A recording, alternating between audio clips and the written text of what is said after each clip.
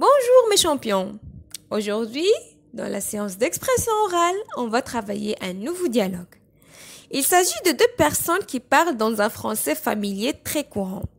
Après le dialogue, je vous apporte toutes les explications nécessaires et vous allez mieux comprendre les contractions de mots et les prononciations bizarres du français parlé. Il est très important de connaître et reconnaître les mots familiers les plus utilisés, mais aussi les prononciations particulières du français oral. C'est ce que je vous propose. Voici les personnages. Il s'agit de Léa et Ali. C'est un jeune couple sans enfant. Ils travaillent tous les deux et vivent en ville. Dans cette vidéo, ils parlent de la soirée à venir. La scène se passe dans le salon de leur appartement. Le dialogue vous propose de mots nouveaux, de mots familiers, ainsi que quelques expressions, par exemple lever le pied, manger comme quatre. Vous savez ce que ça signifie? Si vous ne savez pas, ce n'est pas grave, vous allez le découvrir très vite. Je vous conseille donc d'écouter le dialogue au moins 2 fois et de faire des pauses si nécessaire. Ensuite, vous pourrez découvrir les explications sur les mots et les expressions. Vous êtes prêts? On commence. Ali, ça te dirait de sortir boire un verre ce soir? Léa, ça dépend, t'as quoi en tête? Je suis un peu crevée, en fait, j'avais bien envie de buller ce soir. Ali, oh, c'est dommage. Il paraît qu'il y a un bistrot sympa qui vient d'ouvrir. Léa, ah ouais? Où ça?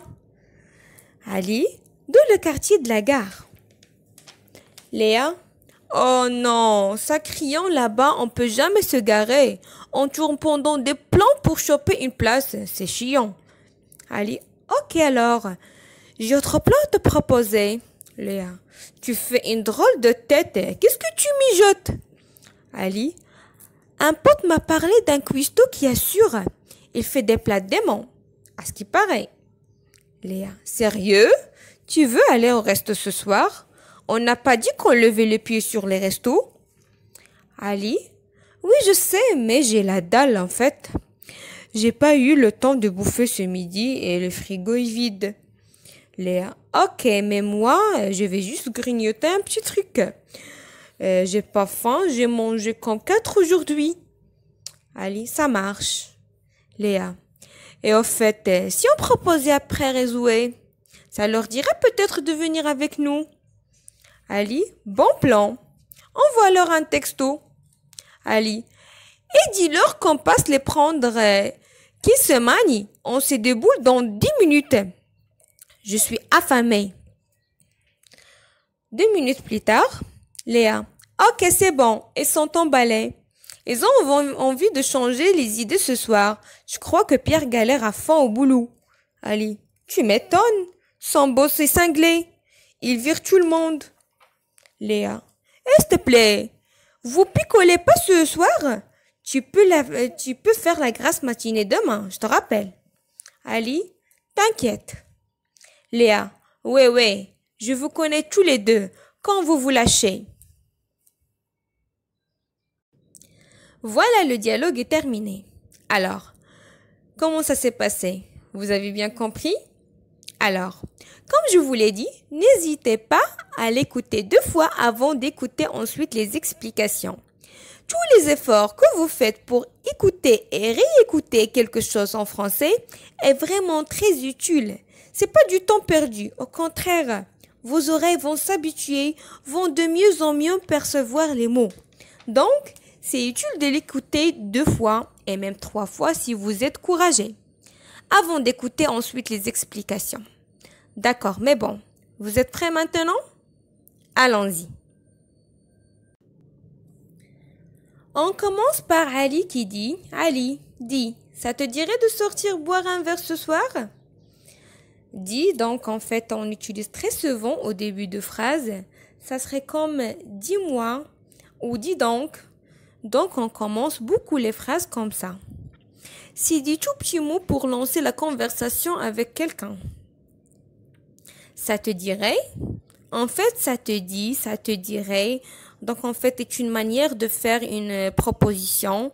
On peut traduire par tu aimerais, tu serais intéressé. Donc, quand on utilise ça te dirait, ça du conditionnel. Donc, la personne est un petit peu moins sûre. Peut-être de la réponse, ça te dit, ça te dirait de sortir boire un verre ce soir.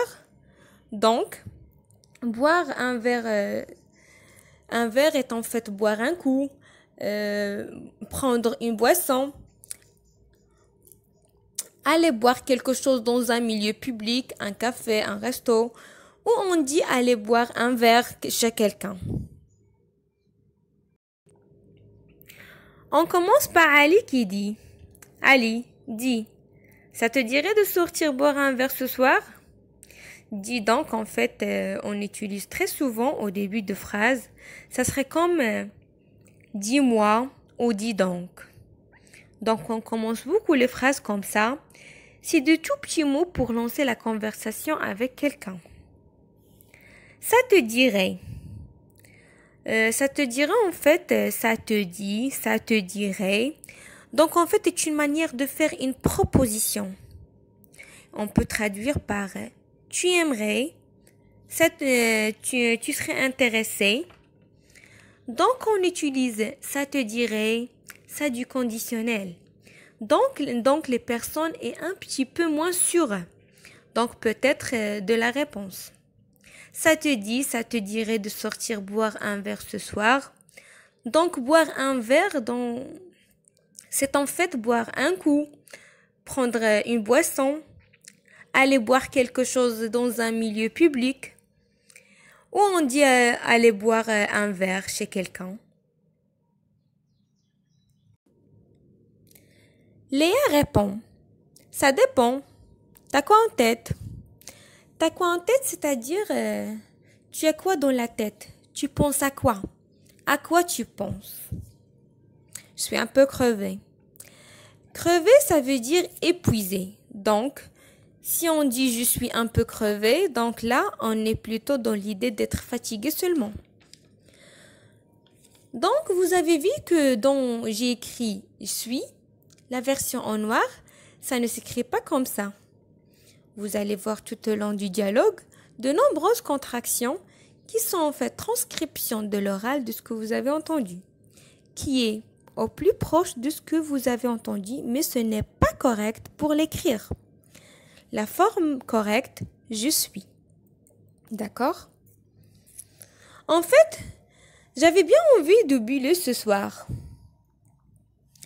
Alors, buller, c'est ne rien faire. Et quand on est fatigué, on a envie de buller.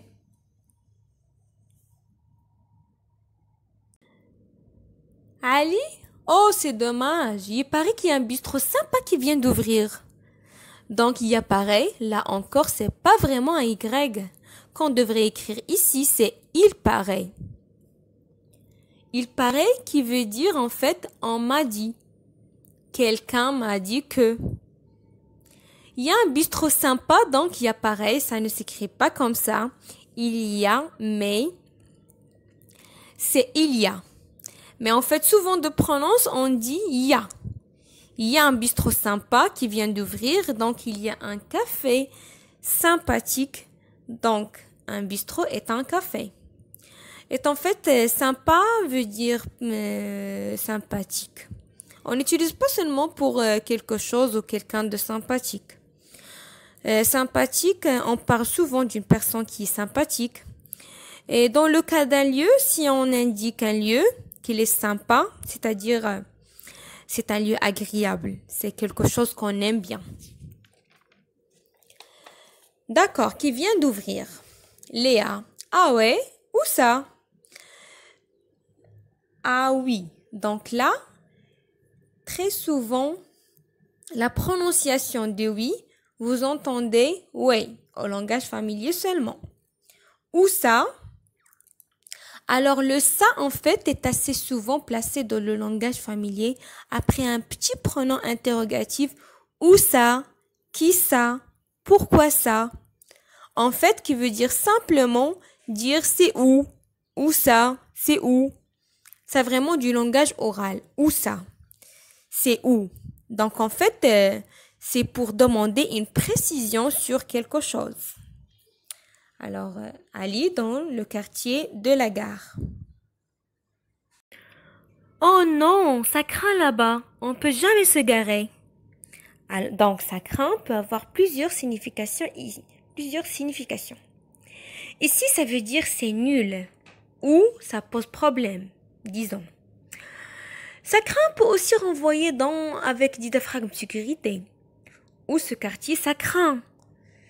Ça va vouloir dire, en fait, c'est un quartier n'est pas en sécurité, qui est un quartier un peu dangereux. D'accord?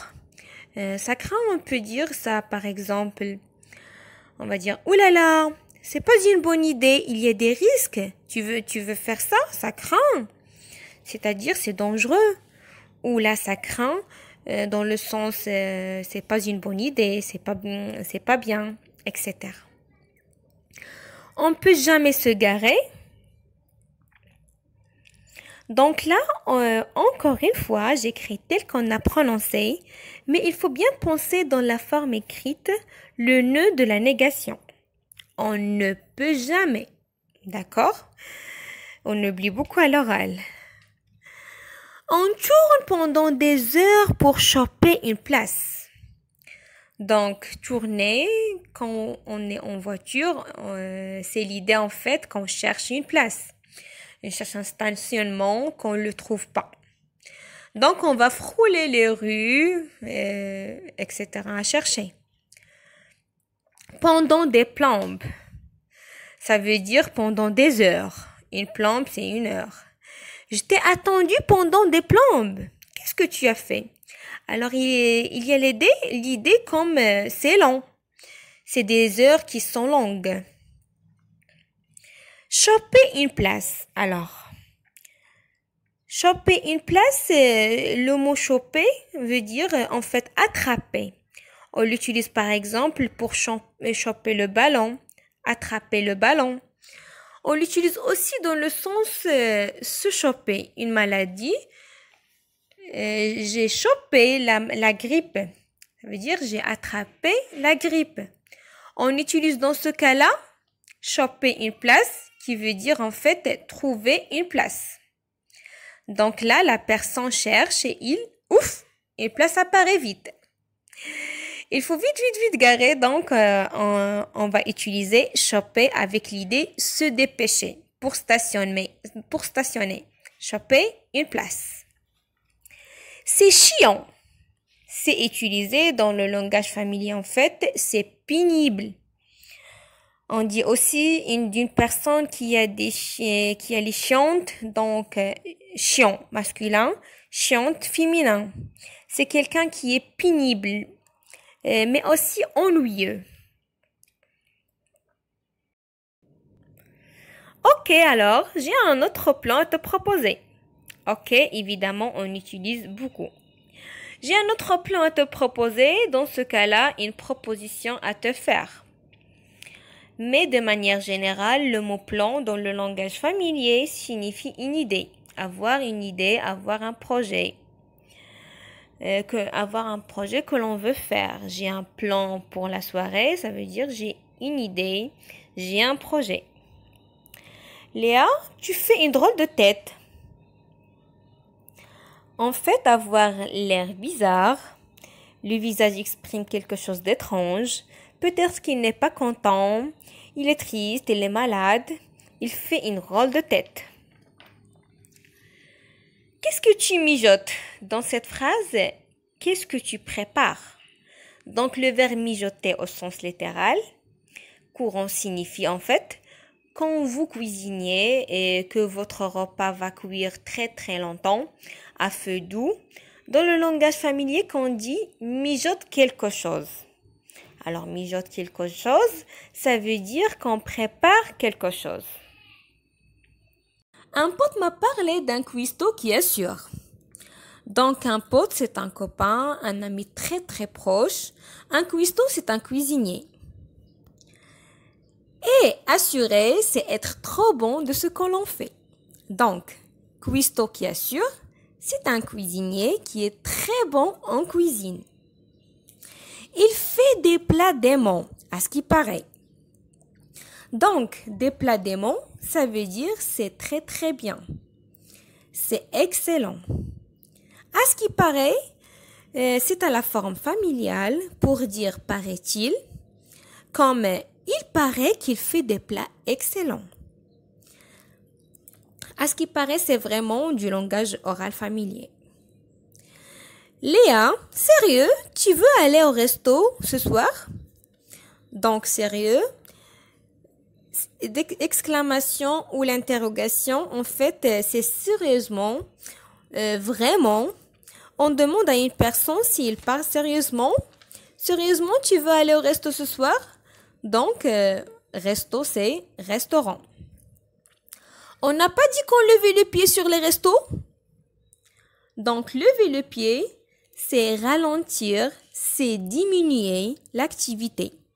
C'est diminuer l'activité. Donc, dans ce cas-là, lever le pied sur les restos, ça veut dire aller moins souvent au resto. Oui, je sais, mais j'ai la dalle en fait.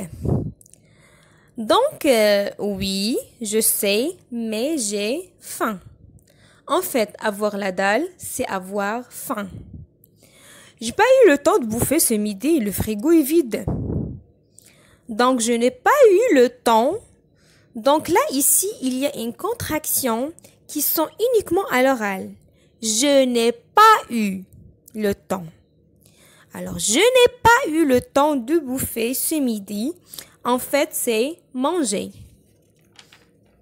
Mais attention, ça peut avoir un sens péjoratif, c'est-à-dire un sens un petit peu négatif. Par exemple, vous êtes invité chez quelqu'un, vous n'allez pas le dire j'ai bien bouffé. Non, c'est mal aperçu. Pourquoi donc va plus de dire bouffer pour quelque chose qui est pas forcément très bon, ou alors on a beaucoup mangé. C'est pas très valorisant ce mot, donc à utiliser avec précaution. Et le frigo est vide, et le frigo est le réfrigérateur. Et le réfrigérateur conserve les produits au frais dans la cuisine. Ok, mais moi je vais juste grignoter petit truc. Grignoter en fait c'est manger un peu, mais c'est pas manger un grand plat. Par exemple, si je dis j'ai beaucoup grignoté, aujourd'hui ça veut dire j'ai mangé un petit peu de chocolat, un petit peu de biscuits, quelques chips, des toutes petites choses qui ne sont pas vraiment des repas. Ensuite, j'ai pas faim. Encore une fois, la négation a sauté à l'oral. Mais je n'ai pas faim. J'ai mangé comme 4.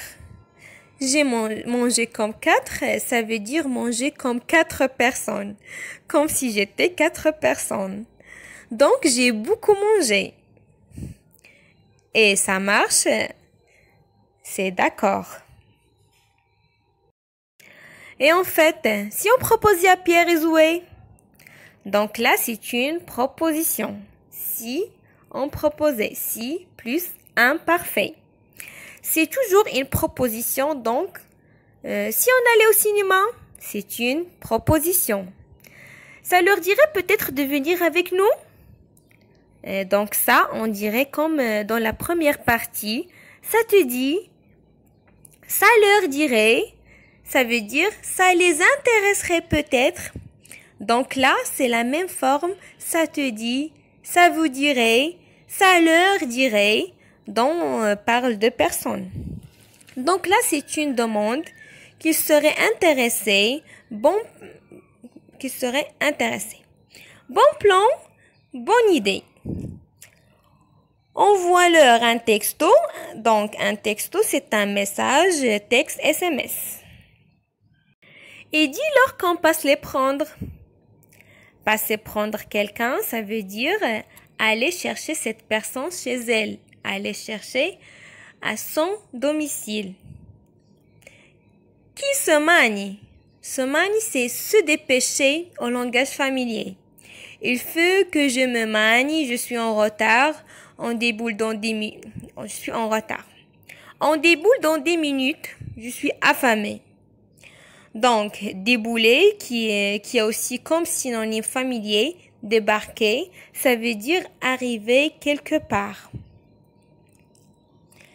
Il y a l'idée d'arriver dans la précipitation, arriver vite, d'accord?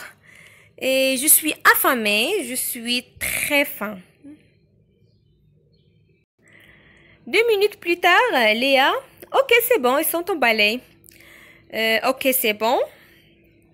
Ils sont d'accord. Ils sont emballés. Ils sont très contents. Ils ont envie de se changer les idées ce soir. Donc, changer les idées, c'est changer les idées, penser à quelque chose. Je crois que Pierre galère au fond au boulot. Donc, je crois que Pierre a de gros problèmes à son travail. Donc, galère, c'est avoir des problèmes. Je galère avec cet exercice de grammaire. J'ai des problèmes. Avec ça, je n'y arrive pas. Et le boulot, c'est le travail. Ali, tu m'étonnes. Son beau, c'est cinglé. Tu m'étonnes, c'est quelque chose qu'on utilise beaucoup, qu'on est d'accord avec une personne, vient de dire presque un petit mot ajouté encore plus, c'est sûr. Tu m'étonnes, évidemment, voilà, montrer qu'on est vraiment d'accord avec ça. Son boss est cinglé, donc, bon, ça vient de l'anglais. Son patron, son chef. Et cinglé peut avoir un sens psychologique et psychiatrique qu'il est fou. Cinglé, fou. Mais ces deux mots, on peut en fait les utiliser pour quelqu'un qui n'a pas vraiment de problème psychologique, psychiatrique, mais plutôt pour quelqu'un qui est excessif, qui fait des choses un peu insensées, exagérées, pas très adaptées. Il vire tout le monde, donc virer, c'est renvoyer, licencier quelqu'un, ça veut dire interrompre, arrêter son contrat de travail. Être viré, c'est être renvoyé. Et s'il te plaît, ne picole pas aujourd'hui. Donc, s'il te plaît, c'est vraiment prononciation très, très fréquente. Alors, c'est s'il te plaît. Vous picolez pas ce soir, donc vous ne buvez pas l'alcool. Picoler, c'est boire de l'alcool. Tu peux pas faire la grasse mat, je te rappelle. Donc, faire la grasse mat, c'est dormir tard. Donc, en fait, la grasse mat, c'est en fait la grasse matinée. Donc, une matinée longue que l'on passe au lit, dormir tard, la grasse mat. Ali, t'inquiète. Alors, t'inquiète, très fréquent, ne t'inquiète pas. C'est vraiment lié de ne faut pas s'inquiéter. Mais c'est aussi ne t'inquiète pas pour t'occuper pas de ça. Oublie ça. Alors, ne t'inquiète pas. Léa, ouais, je vous connais tous les deux quand vous vous lâchez. Quand vous vous lâchez, alors se lâcher, c'est l'idée de lâcher le contrôle, de se laisser aller, perdre le contrôle, lâcher le contrôle. On va l'utiliser pour des petites choses, par exemple. Aujourd'hui, je me suis lâché le chocolat. Ça veut dire j'ai mangé beaucoup de chocolat. Donc, voilà, ce dialogue est terminé. J'espère que vous l'avez bien compris avec l'explication. N'hésitez pas de le réécouter, de faire des pauses à certains moments. Alors, à très bientôt. Oh non, ça craint là-bas. On peut jamais se garer. Alors, donc, ça craint peut avoir plusieurs significations. Ici, ça veut dire c'est nul ou ça pose problème, disons. Ça craint peut aussi renvoyer avec des diaphragmes de sécurité. Ou ce quartier, ça craint. Ça va vouloir dire, en fait, c'est un quartier n'est pas en sécurité, qui est un quartier un peu dangereux. D'accord? Ça craint, on peut dire ça, par exemple, on va dire, oulala, c'est pas une bonne idée. Il y a des risques. Tu veux faire ça? Ça craint. C'est-à-dire, c'est dangereux. Ou là, ça craint, dans le sens, c'est pas une bonne idée, c'est pas bien, etc. On peut jamais se garer. Donc là, encore une fois, j'écris tel qu'on a prononcé, mais il faut bien penser dans la forme écrite le nœud de la négation. On ne peut jamais. D'accord? On oublie beaucoup à l'oral. On tourne pendant des heures pour choper une place. Donc, tourner, quand on est en voiture, c'est l'idée en fait qu'on cherche une place. On cherche un stationnement qu'on ne le trouve pas. Donc, on va frôler les rues, etc. à chercher. Pendant des plombes, ça veut dire pendant des heures. Une plombe, c'est 1 heure. Je t'ai attendu pendant des plombes. Qu'est-ce que tu as fait? Alors, il y a l'idée comme c'est long. C'est des heures qui sont longues. Choper une place. Alors, choper une place, le mot choper veut dire en fait attraper. On l'utilise par exemple pour choper le ballon, attraper le ballon. On l'utilise aussi dans le sens se choper. Une maladie, j'ai chopé la grippe. Ça veut dire j'ai attrapé la grippe. On utilise dans ce cas-là choper une place qui veut dire en fait trouver une place. Donc là, la personne cherche et une place apparaît vite. Il faut vite garer, donc on va utiliser choper avec l'idée se dépêcher pour stationner. Choper une place. C'est chiant. C'est utilisé dans le langage familier en fait, c'est pénible.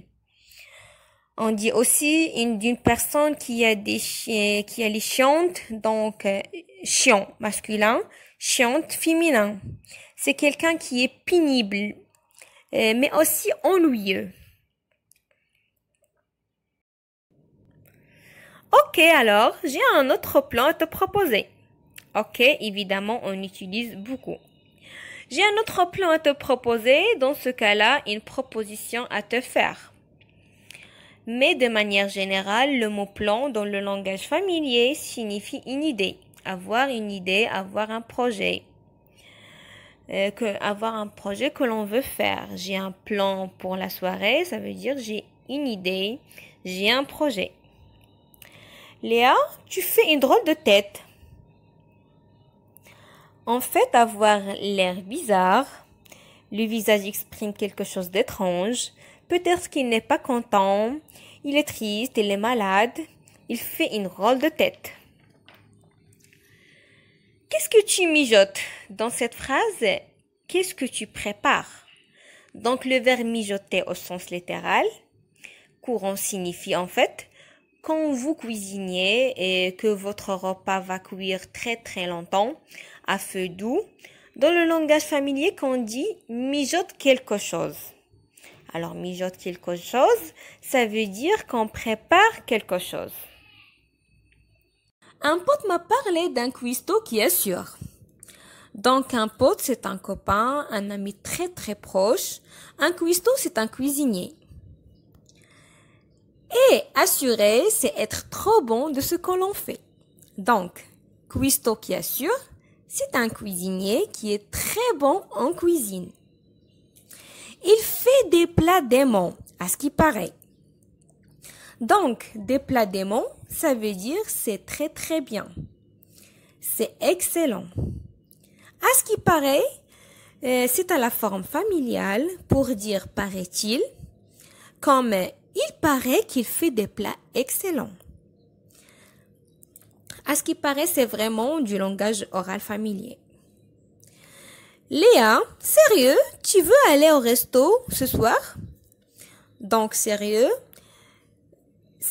l'exclamation ou l'interrogation, en fait, c'est sérieusement, vraiment.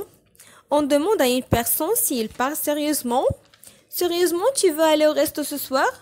Donc, resto, c'est restaurant. On n'a pas dit qu'on levait le pied sur les restos? Donc, lever le pied, c'est ralentir, c'est diminuer l'activité. C'est diminuer l'activité. Donc, dans ce cas-là, lever le pied sur les restos, ça veut dire aller moins souvent au resto. Oui, je sais, mais j'ai la dalle en fait. Donc, oui, je sais, mais j'ai faim. En fait, avoir la dalle, c'est avoir faim. J'ai pas eu le temps de bouffer ce midi, le frigo est vide. Donc, je n'ai pas eu le temps. Donc là, ici, il y a une contraction qui sont uniquement à l'oral. Je n'ai pas eu le temps.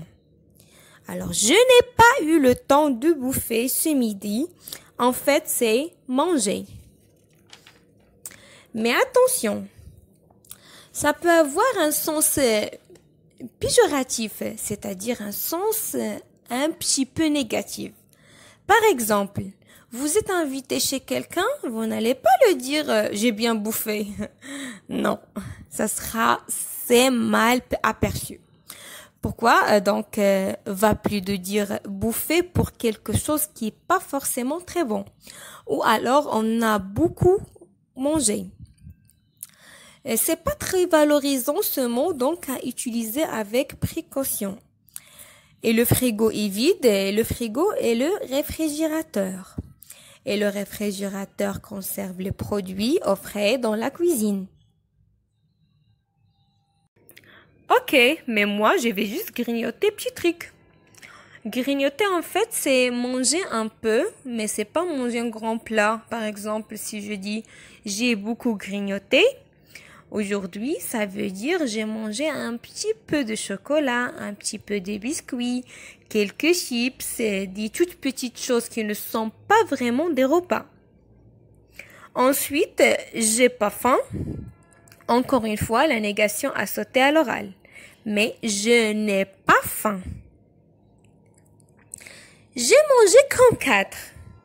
J'ai mangé comme 4, ça veut dire manger comme 4 personnes. Comme si j'étais 4 personnes. Donc, j'ai beaucoup mangé. Et ça marche, c'est d'accord. Et en fait, si on proposait à Pierre et Zoé, donc là, c'est une proposition. Si on proposait, si plus imparfait. C'est toujours une proposition, donc si on allait au cinéma, c'est une proposition. Ça leur dirait peut-être de venir avec nous? Donc ça, on dirait comme dans la première partie, ça te dit, ça leur dirait, ça veut dire ça les intéresserait peut-être. Donc là, c'est la même forme, ça te dit, ça vous dirait, ça leur dirait, dont on parle de personnes. Donc là, c'est une demande qui serait intéressée, qui serait intéressée. Bon plan, bonne idée. Envoie-leur un texto. Donc, un texto, c'est un message texte SMS. Et dis-leur qu'on passe les prendre. Passer prendre quelqu'un, ça veut dire aller chercher cette personne chez elle. Aller chercher à son domicile. Qui se manie? Se manie, c'est se dépêcher au langage familier. Il faut que je me manie, je suis en retard. On déboule dans 10 minutes. Je suis en retard. On déboule dans 10 minutes. Je suis affamée. Donc, débouler, qui a aussi comme synonyme familier, débarquer, ça veut dire arriver quelque part. Il y a l'idée d'arriver dans la précipitation, arriver vite, d'accord? Et je suis affamée, je suis très faim. 2 minutes plus tard, Léa, ok c'est bon, ils sont emballés. Ok c'est bon. Ils sont d'accord. Ils sont emballés. Ils sont très contents. Ils ont envie de se changer les idées ce soir. Donc, changer les idées, c'est changer les idées, penser à quelque chose. Je crois que Pierre galère au fond au boulot. Donc, je crois que Pierre a de gros problèmes à son travail. Donc, galère, c'est avoir des problèmes. Je galère avec cet exercice de grammaire. J'ai des problèmes. Avec ça, je n'y arrive pas. Et le boulot, c'est le travail. Ali, tu m'étonnes. Son boss est cinglé. Tu m'étonnes, c'est quelque chose qu'on utilise beaucoup, qu'on est d'accord avec une personne, vient de dire presque un petit mot, ajouter encore plus, c'est sûr. Tu m'étonnes, évidemment. Évidemment, voilà, montrer qu'on est vraiment d'accord avec ça. Son boss est cinglé, donc bon, ça vient de l'anglais. Son patron, son chef. Et cinglé peut avoir un sens psychologique et psychiatrique qu'il est fou. Cinglé, fou. Mais ces deux mots, on peut en fait les utiliser pour quelqu'un qui n'a pas vraiment de problème psychologique, psychiatrique, mais plutôt pour quelqu'un qui est excessif, qui fait des choses un peu insensées, exagérées, pas très adaptées. Il vire tout le monde, donc virer, c'est renvoyer, licencier quelqu'un, ça veut dire interrompre, arrêter son contrat de travail. Être viré, c'est être renvoyé. Et s'il te plaît, ne picole pas aujourd'hui. Donc, s'il te plaît, c'est vraiment prononciation très, très fréquente. Alors, c'est s'il te plaît. Vous picolez pas ce soir, donc vous ne buvez pas l'alcool. Picoler, c'est boire de l'alcool. Tu peux pas faire la grasse mat, je te rappelle. Donc, faire la grasse mat, c'est dormir tard. Donc, en fait, la grasse mat, c'est en fait la grasse matinée. Donc, une matinée longue que l'on passe au lit, dormir tard, la grasse mat. Ali, t'inquiète. Alors, t'inquiète, très fréquent, ne t'inquiète pas. C'est vraiment lié de ne fais pas s'inquiéter. Mais c'est aussi ne t'inquiète pas pour t'occuper pas de ça. Oublie ça. Alors, ne t'inquiète pas. Léa, ouais, je vous connais tous les deux quand vous vous lâchez. Quand vous vous lâchez, alors se lâcher, c'est l'idée de lâcher le contrôle, de se laisser aller, perdre le contrôle, lâcher le contrôle. On va l'utiliser pour des petites choses, par exemple. Aujourd'hui, je me suis lâché le chocolat. Ça veut dire j'ai mangé beaucoup de chocolat. Donc voilà, ce dialogue est terminé. J'espère que vous l'avez bien compris avec l'explication. N'hésitez pas de le réécouter, de faire des pauses à certains moments. Alors, à très bientôt.